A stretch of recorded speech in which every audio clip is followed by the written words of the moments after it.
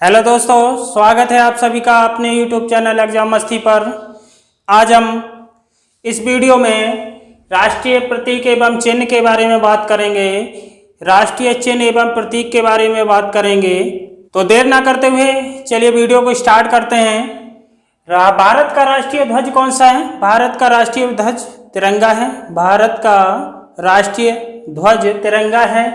तिरंगा में रंग कौन कौन से होते हैं? कई बार परीक्षाओं में पूछ दिया जाता है रंगों का क्रम कौन सा है, ऊपर से नीचे या नीचे से ऊपर। तो सबसे ऊपर केसरिया रंग है, बीच में सफ़ेद रंग है, सबसे नीचे हरा रंग है। अगर ऊपर से नीचे के क्रम की बात करें तो केसरिया, सफ़ेद, हरा। अगर नीचे से ऊपर की ओर बात करें तो हरा, सफ़ेद और केसरिया। आगे बात करें, ये कई बार क्वेश्चन पूछा गया है परीक्षाओं में, तिरंगा की लंबाई और चौड़ाई का अनुपात क्या होगा? तिरंगा की लंबाई और चौड़ाई का अनुपात 3:2 है। यहाँ पर क्वेश्चन कई बार घुमा के पूछ दिया गया है कि तिरंगा की चौड़ाई और लंबाई का अनुपात क्या होगा। तो यहाँ पर लोग जो रटे रखे रहते हैं वो तो 3:2 ही कह देते हैं, लेकिन एक बात समझनी होगी कि चौड़ाई से लंबाई हमेशा ज़्यादा होती है, चौड़ाई से लंबाई हमेशा अधिक होती है। इसलिए अगर चौड़ाई आगे पूछी जाए, चौड़ाई अनुपात लंबाई पूछा जाए तो 2:3 आंसर दोगे। अगर लंबाई अनुपात चौड़ाई पूछा जाए तो 3:2 आंसर दोगे। चलिए बढ़ते हैं अगले क्वेश्चन की ओर। तिरंगा के बीच में एक चक्र होता है। तिरंगा के बीच में एक चक्र होता है जिसका रंग नीला होता है। ये भी क्वेश्चन कई बार पूछा गया है कि तिरंगा में जो चक्र बना हुआ है उसका रंग कैसा होता है? नीला रंग होता है। उस चक्र में कितनी तीलियां होती हैं? उस चक्र में 24 तीलियां होती हैं। एक एक क्वेश्चन को बहुत ही बेहतर से समझेंगे। राष्ट्रीय ध्वज के निर्माता कौन है? राष्ट्रीय ध्वज के निर्माता पिंगली वेंकैया हैं। राष्ट्रीय ध्वज के निर्माता पिंगली वेंकैया हैं। आगे क्वेश्चन बनता है कि ध्वज के प्रारूपों को संविधान निर्मात्री सभा द्वारा अपनाया कब गया? ध्वज के प्रारूप को संविधान सभा द्वारा कब अपनाया गया? तो इसका आंसर है 22 जुलाई 1947 को। 22 जुलाई 1947 को ध्वज के प्रारूप को संविधान सभा द्वारा अपनाया गया। और एक इम्पॉर्टेंट क्वेश्चन बनता है कि आम लोगों को ससम्मान फहराने की अनुमति कब मिली? राष्ट्रीय ध्वज को आम लोगों को ससम्मान फहराने की अनुमति मिली 26 जनवरी 2002 को। आगे क्वेश्चन बनता है कि झंडा गीत, कभी कभी तो ये भी क्वेश्चन पूछ दिया गया कि झंडा गीत कौन सा होता है, विकल्प दे दिए। तो ये भी कई लोग भूल जाते हैं कि झंडा गीत कौन सा है। झंडा गीत है विजय विश्व तिरंगा प्यारा। तो ये इसकी रचना किसने की? श्री श्यामलाल गुप्त पार्षद जी ने झंडा गीत की रचना की। शक संवत पर आधारित भारत के राष्ट्रीय कैलेंडर को कब अपनाया गया? शक संवत पर आधारित भारत के राष्ट्रीय कैलेंडर को 22 मार्च 1957 को अपनाया गया। 22 मार्च 1957 को अपनाया गया।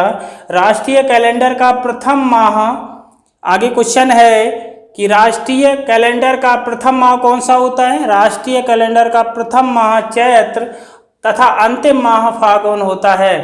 प्रथम माह कौन सा होता है राष्ट्रीय कैलेंडर का? चैत्र होता है और अंतिम माह फागुन होता है। आगे क्वेश्चन बनता है कि भारत का राष्ट्रीय चिन्ह कौन सा है? भारत का राष्ट्रीय चिन्ह अशोक चक्र है। भारत का राष्ट्रीय चिन्ह अशोक चक्र है, जो स्थित कहाँ पर है? जो सारनाथ में स्थित है और सिंह स्तंभ में अंकित है। जो सारनाथ में सिंह स्तंभ है उसमें अंकित है हमारा भारत का राष्ट्रीय चिन्ह अशोक चक्र। बढ़ते हैं अगले क्वेश्चन की ओर। अगला क्वेश्चन है कि भारत सरकार ने राष्ट्रीय चिन्ह को कब अपनाया? भारतीय सरकार ने राष्ट्रीय चिन्ह को कब अपनाया? तो कब अपनाया? 26 जनवरी 1950 को भारत सरकार ने राष्ट्रीय चिन्ह को अपनाया। अगला क्वेश्चन बनता है कि राष्ट्रीय चिन्ह में देवनागरी लिपि में लिखा सत्यमेव जयते मुंडकोपनिषद से लिया गया है। अगला क्वेश्चन है कि राष्ट्रीय चिन्ह के मूल स्तंभ में कितने सिंह हैं, कितने शेर हैं? जो राष्ट्रीय चिन्ह का मूल स्तंभ है उसमें सिंह मतलब शेर कितने हैं? तो उसमें 4 सिंह हैं। ये बहुत ही इंपॉर्टेंट क्वेश्चन बनता है। आगे क्वेश्चन है कि जन गण मन जो राष्ट्रगान है, जन गण मन के रचनाकार कौन है? जन गण मन के रचनाकार हैं रविंद्रनाथ टैगोर जी। अगला क्वेश्चन है कि इसे मतलब राष्ट्रगान को संविधान सभा द्वारा कब स्वीकार किया गया? राष्ट्रगान को संविधान सभा द्वारा कब स्वीकार किया गया? तो इसका सही आंसर है 24 जनवरी 1950 को स्वीकार किया गया। अगला क्वेश्चन है कि राष्ट्रगान को सर्वप्रथम कब गाया गया?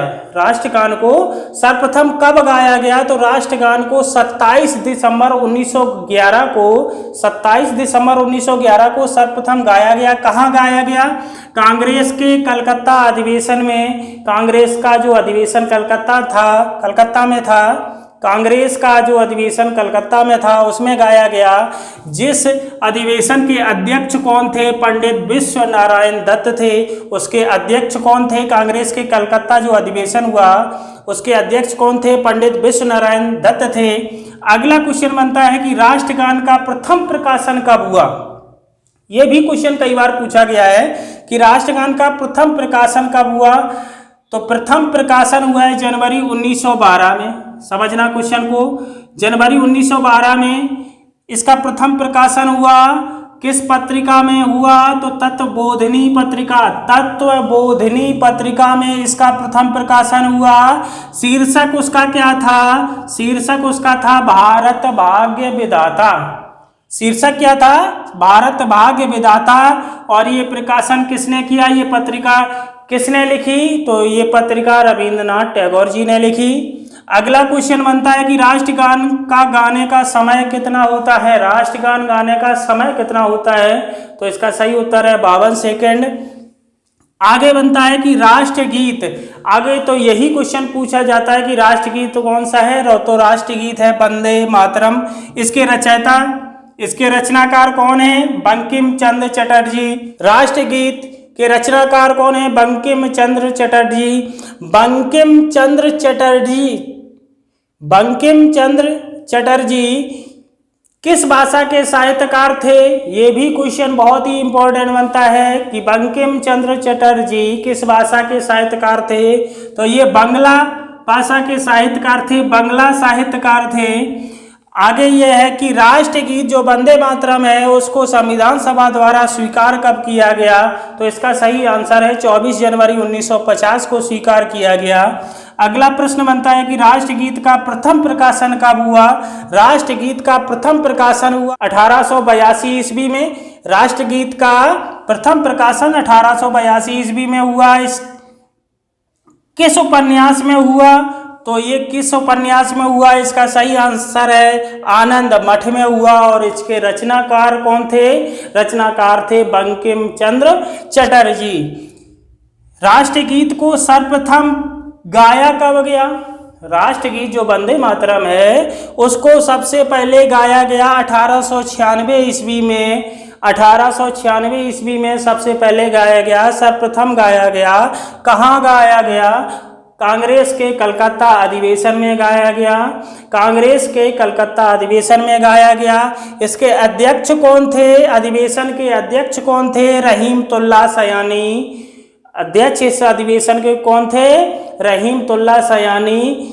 लेकिन आप कंफ्यूज ना हो, ये देखिए कांग्रेस के कलकत्ता अधिवेशन में राष्ट्रगीत को गाया गया 1896 ईस्वी में, लेकिन राष्ट्रगान को भी कलकत्ता के अधिवेशन में गाया गया था, लेकिन डेट अलग अलग है। इसको 27 दिसंबर 1911 में गाया गया राष्ट्रगान को, और उसके अध्यक्ष थे पंडित विश्व नारायण दत्त। जबकि राष्ट्रगीत को गाया तो गया कलकत्ता के अधिवेशन में ही, लेकिन कब गाया गया? 1896 ईस्वी में। और इसके अध्यक्ष कौन थे? रहीमतुल्लाह सयानी। चलिए बढ़ते हैं अगले प्रश्न की ओर। अगला क्वेश्चन है कि राष्ट्रगीत के प्रथम गायक कौन है? राष्ट्रगीत के प्रथम गायक कौन है? तो राष्ट्रगीत के प्रथम गायक हैं पंडित ओंकारनाथ ठाकुर। पंडित ओंकारनाथ ठाकुर जो है राष्ट्रीय गीत के प्रथम गायक हैं। जिसकी धुन किसने बनाई थी? जिसकी धुन जदुनाथ भट्टाचार्य जी ने बनाई थी। राष्ट्रगीत की धुन किसने बनाई थी? जदुनाथ भट्टाचार्य जी ने। राष्ट्रगीत का अंग्रेजी अनुवाद किसने किया? राष्ट्रगीत का अंग्रेजी अनुवाद किया श्री अरविंदो घोष ने। तथा उर्दू अनुवाद किसने किया? उर्दू अनुवाद किया आरिफ मोहम्मद खान ने। एक बात इंपॉर्टेंट ये क्वेश्चन बनता है कि राष्ट्रगीत गाने में समय कितना लगता है? राष्ट्रगीत गाने में समय लगता है 65 सेकेंड। लेकिन कई बच्चे कंफ्यूज हो जाते हैं। क्वेश्चन पूछा गया कि राष्ट्रगीत गाने में समय कितना लगता है, लेकिन हम राष्ट्रगान का कराते हैं विकल्प सही 52 सेकेंड। लेकिन आपको ध्यान से ये क्वेश्चन पढ़ना होगा कि राष्ट्रगीत लिखा है या राष्ट्रगान लिखा है। तो राष्ट्रगीत गाने में समय लगता है 65 सेकेंड, जबकि राष्ट्रगान गाने में समय लगता है 52 सेकेंड। चलिए बढ़ते हैं अगले क्वेश्चन की ओर। संसद के अधिवेशन का प्रारंभ, संसद का जो अधिवेशन होता है उसका प्रारंभ जन गण मन राष्ट्रगान के साथ शुरू होता है और समापन होता है वंदे मातरम राष्ट्रगीत के साथ।